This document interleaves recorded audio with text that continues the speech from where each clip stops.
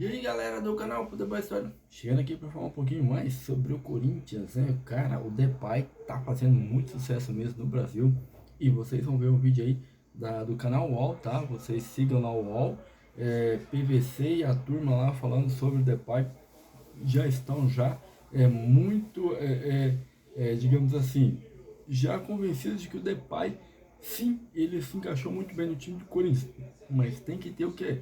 Mais jogos. Então, Depay caiu na graça da torcida, caiu na graça aí dos cronistas. Claro, o golaço de falta ajudou. Então vocês vão ver um vídeo aí especificamente aí PVC analisando. Vocês sabem, PVC analisa nos mínimos detalhes como é o jogador, o porquê ele veio para cá, qual a sua posição no campo, tudo. Então vocês vão ver no nosso vídeo aqui um pouco o que o All Sport falou para vocês com o PVC e a turma toda. Siga nosso canal também. Valeu, é nóis!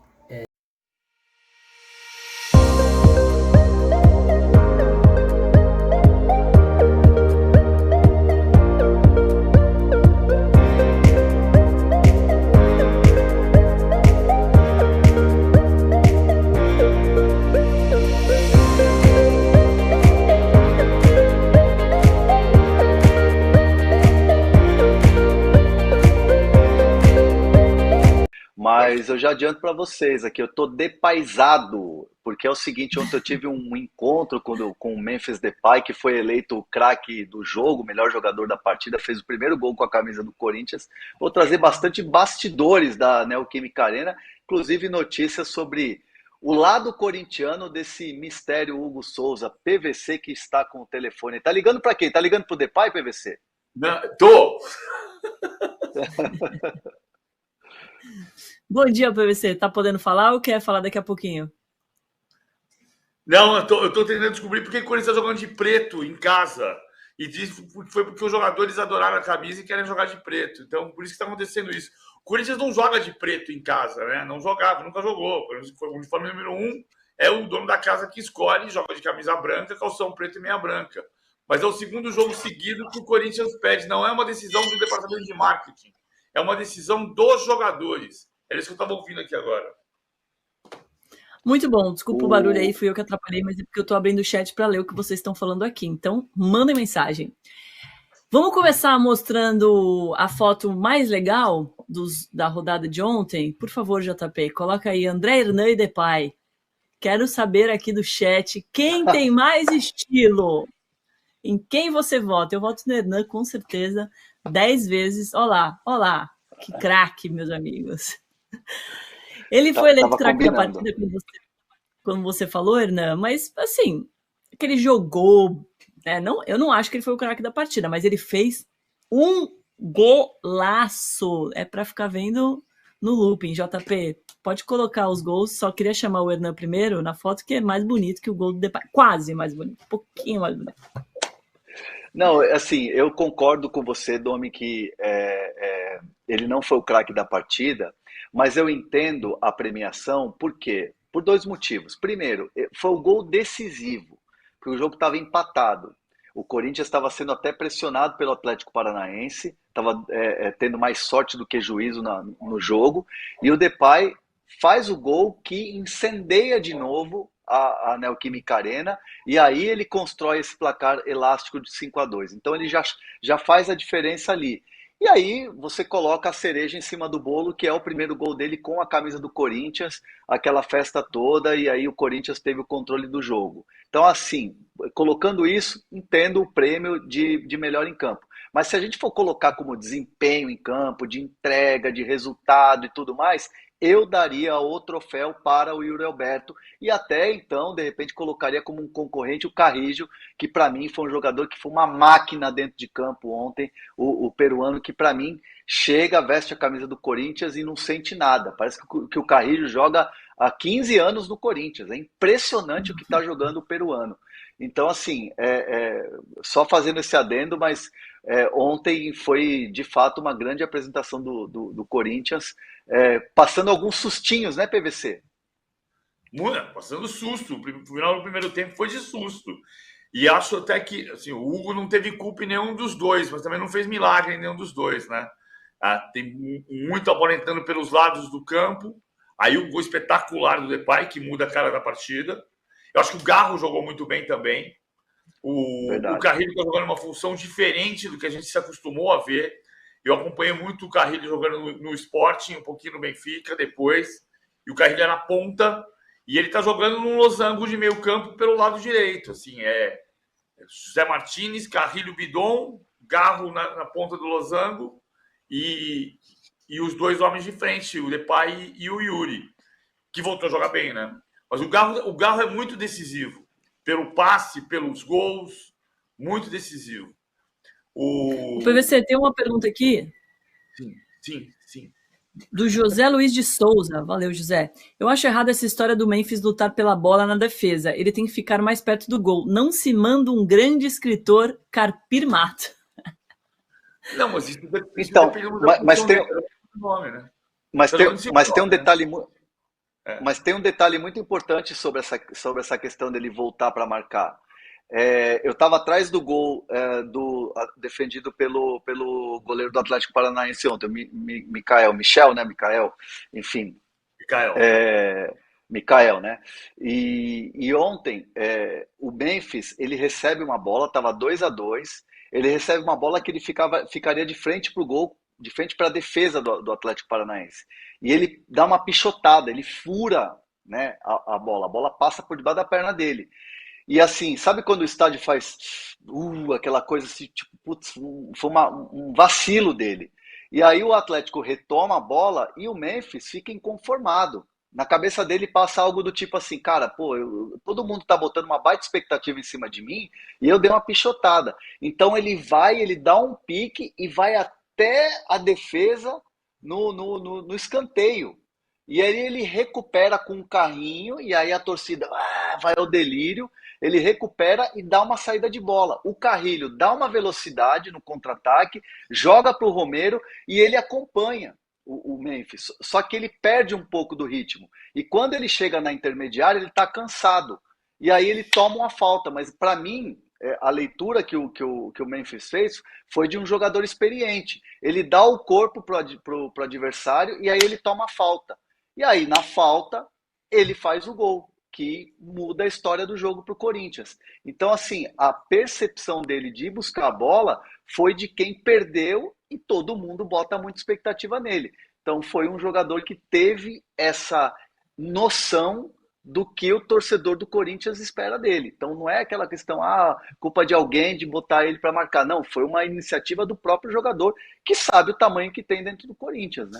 Mas eu acho que tem uma outra coisa, né? Eu acho que tem um ponto da função dele. A gente estava esperando o Memphis Depay chegar aqui para ser o centroavante e ele não é o centroavante.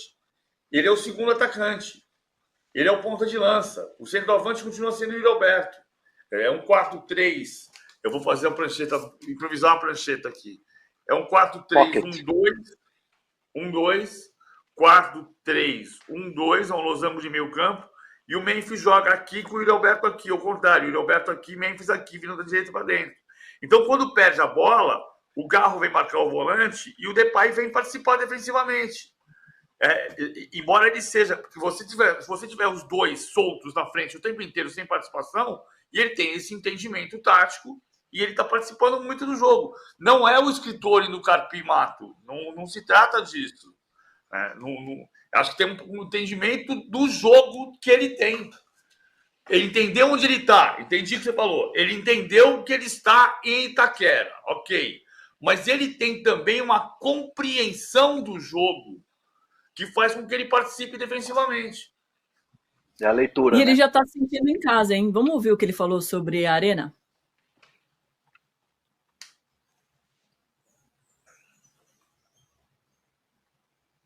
Tá vindo, tá chegando de Itaquera. I'm still adapting, but I think it's easy for me to adapt, and I must thank all the people that work in the club, my team players, the coaches,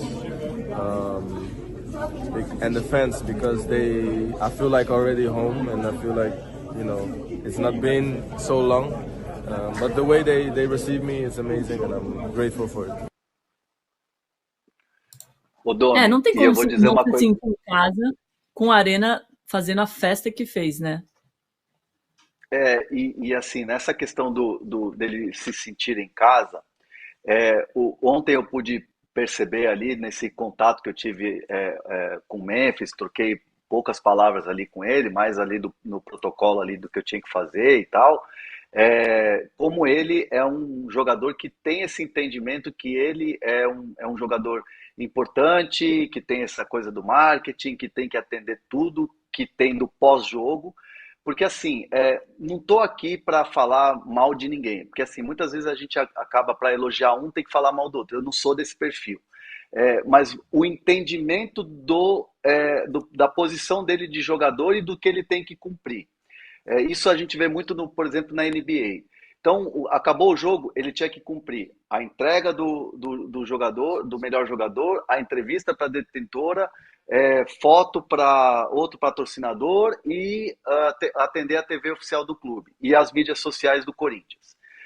Então, assim, ele cumpriu tudo aquilo, com um sorriso no rosto, simpático, atendendo, tirando foto e depois passou pela zona mista. Então, assim, muitas vezes a gente vê jogador gringo que não entende muito isso. Por exemplo, jogador argentino não para no intervalo para dar entrevista. Os caras não gostam. Técnico argentino não gosta de dar entrevista antes do jogo. Como é que então, o Tevez eles não falava? entendem isso. Como é que o Tevez falava? La pregunta... Oi, não. Qual é a pergunta? Não. Oi, não.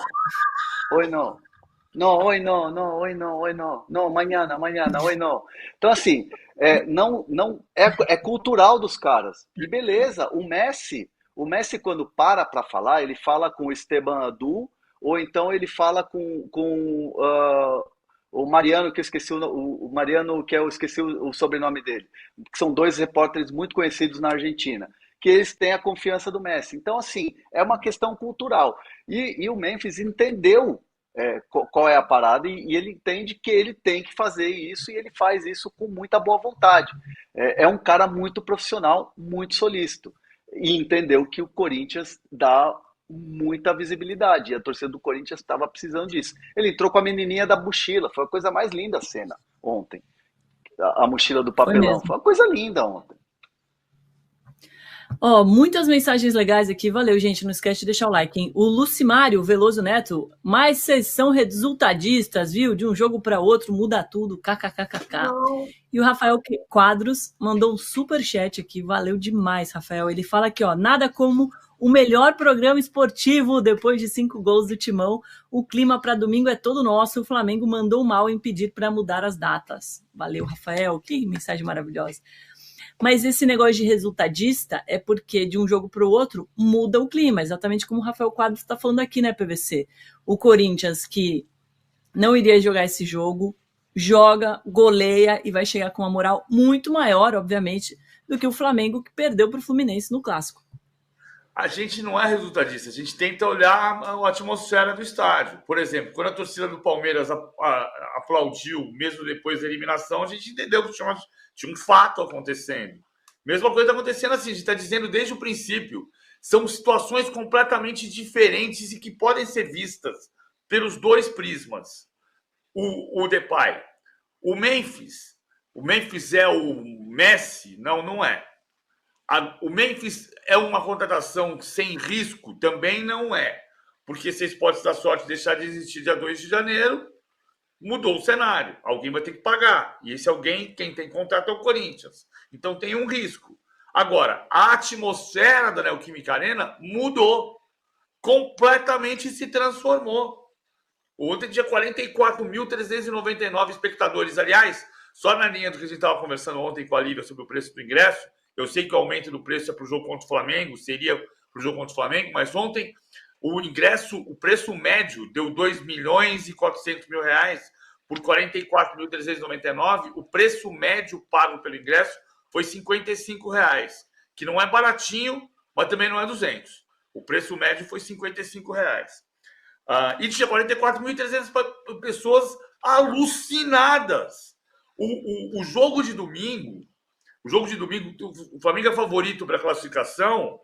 Daqui a pouco a gente responde pela enquete, mas é favorito para a classificação, mas o Flamengo não vai jogar só contra o Corinthians do losango de meio de campo com Garro e Memphis e Yuri Alberto. Não, o Flamengo vai cair num ambiente que está extremamente diferente do que era. Tem uma confiança que transpira em Itaquera. Isso é um patrimônio que o Memphis Depay trouxe para Itaquera. É disso que nós estamos falando. Então o Corinthians não vai cair, vai ganhar a Sul-Americana, vai para o Brasil. Ninguém está dizendo isso. Ninguém está dizendo isso. Está dizendo que ontem o Corinthians meteu 5-2 no Atlético Paranaense. O Atlético Paranaense começou o campeonato, eu dizendo aqui que eu achava candidato ao título, e era porque o Cuca era o treinador, mudou completamente, é o quarto técnico na temporada, o Lúcio, mas o Atlético está na zona de rebaixamento. O Atlético tem 2 jogos a menos do que o Corinthians, mas o Atlético está brigando contra o rebaixamento contra o Corinthians, e o Corinthians meteu 5-2 no Atlético.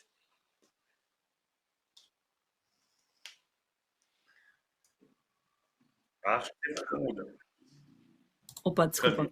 W. Rocha falou aqui que a camisa preta poderia ser em homenagem ao Oliveto, que foi uma homenagem muito linda também feita ao Washington Oliveto, um publicitário corintianaço, um dos maiores do Brasil, que faleceu essa semana. Mas, como você falou, foi também porque os jogadores gostaram da camisa preta, né? Mas então, o Corinthians entrou com a camisa preta e branca e posou para a foto em homenagem ao Oliveto com a camisa preta e branca da democracia corintiana.